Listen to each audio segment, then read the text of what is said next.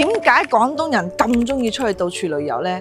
前段時間我帶我哋成家人去廣西，但係點知去到嗰度呢，見到到處都係老鄉喎，好似大家一有時間就到處出去轉嚟轉去咁樣。可能咁樣講啦，好多人覺得我哋廣東人唔憂柴唔憂米，都係做老細嘅，所以成日都可以到處出去玩偷偷懶。但係其實事情唔係咁嘅，即係就攞我嚟講啦，每一次旅遊翻嚟，其實我個狀態反而更加好，做事咧就更加順。一個人啊，如果你成日將自己韞喺屋企，韞喺辦公室咧，你真係會將你嘅靈氣都耗盡噶。我諗起我喺台灣嗰幾年，一個人邊湊小朋友邊做代購，匿喺屋企嗰度打包寫快遞單，哇！你知唔知嗰種窒息感啊，真係到依家都記得。《黃帝內經》講過，久坐相欲，久臥相氣。如果你長時間喺嗰啲狹窄嘅環境嗰度咧，真係個思維都會變得慢啲㗎。所以點解人同木組埋一齊係休息個休字，人同山組埋一齊係神仙嘅仙字。人係一定要靠近自然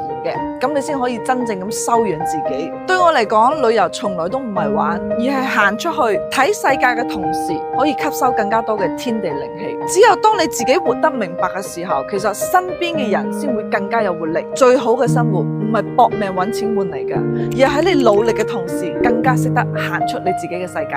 你認同嗎？